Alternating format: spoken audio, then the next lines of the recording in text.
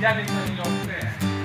आज भी हम लोग इस धरती पर उपस्थित हैं और आप लोगों से इस आग्रह के साथ कि यह गुरु धरती है, यहाँ पर जो कष्ट भी हो रहा है समझिए कि इस तपस्या का एक भाग है और हम लोग यह एक तपस्वी के रूप में आज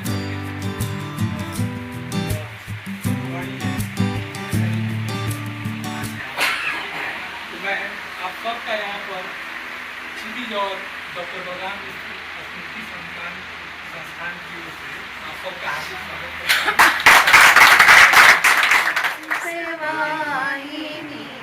ज्ञानदायिनी अम्बरी मलमति दे अम्बरी मलमति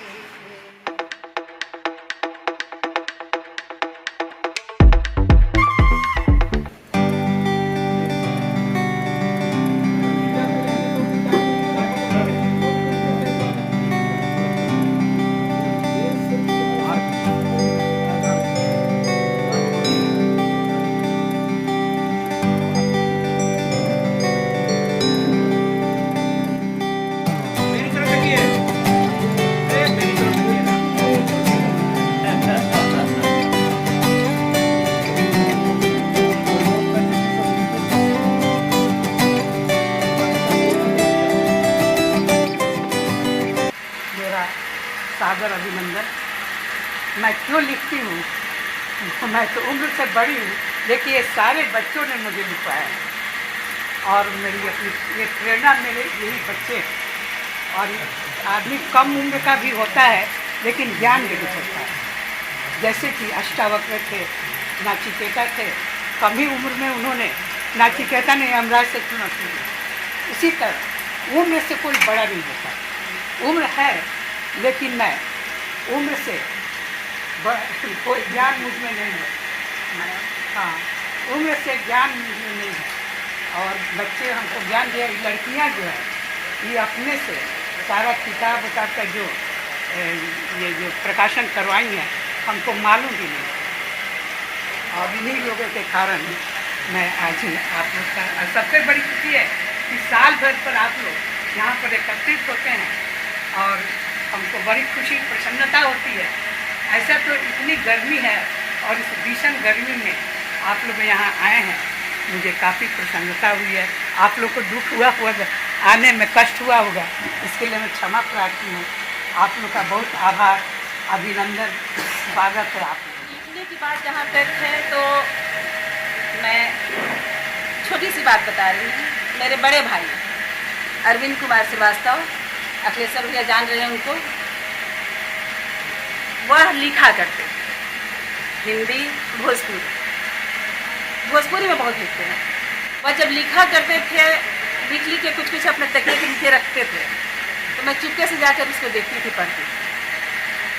एक ललक थी भीतर में जानने की, समझने की, और वही ललक जो है सो मुझे कुछ लिखवाता रहा। मैं नहीं जानती कि मैं क्या लिखती हूँ, मैं लिखती भी हूँ या नहीं लिखती हूँ, बस मैं शब्दों को अपने मन के भाव में शब्दों को अपनी कविताओं के बारे में और अपनी छोटी बहन शुभ्रा मिश्रा की दोनों की कविताओं का संकलन मैं उस पर 6 महीने से काम कर रही थी।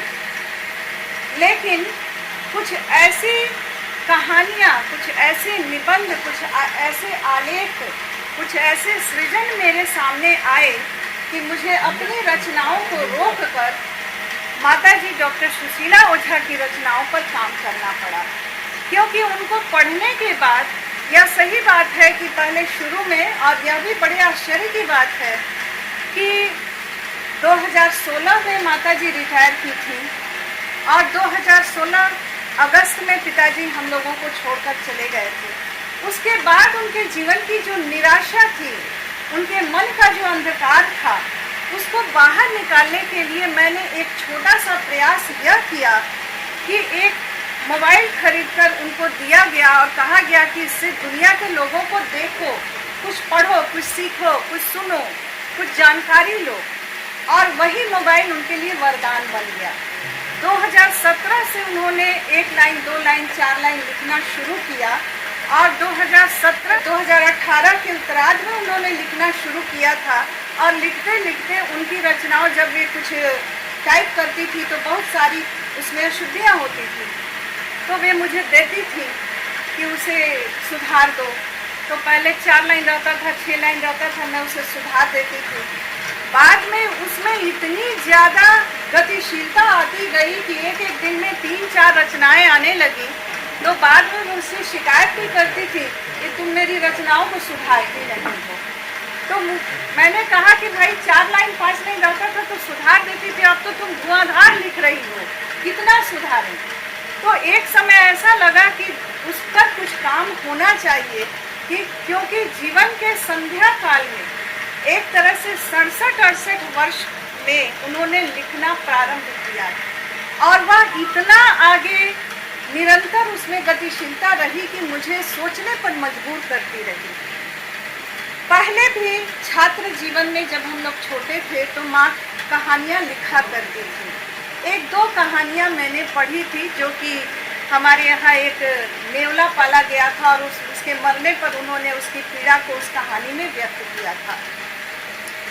कहीं अचानक मुझे 1-2 पन्ने मिल गए, बाकी पन्ने मुझे झाड़ू लगाते समय बहारन में मिले, तो मुझे बड़ी खुशी हुई कि मेरी माँ भी लिखती है।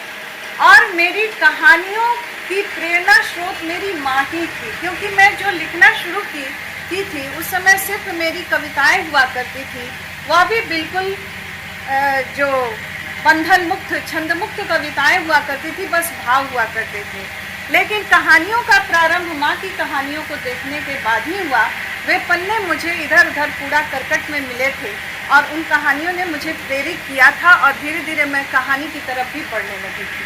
तो एक तरह से जब पति की मृत्यु के बाद लोग बिल्कुल निराश हो जाते हैं, अंधकार में चले जाते हैं, गुमनाम जिंदगी जीते हैं, ऐसे समय में एक स्त्री, एक ग्रामीण स्त्री, और उसने अपनी उस निराशा को सृजनशीलता के रूप में ढालकर दुनिया के सामने लाया, तो यह इस पर निश्चय ही उसको इसके लिए शाबाशी मिलनी चाहिए। तो मेरी उन कहानियों के पीछे यही उद्देश्य था, यही कारण था, और आज आप लोगों के सामने उसकी सृजनशीलता है कि वह कैसे उसमें डूबी हुई है।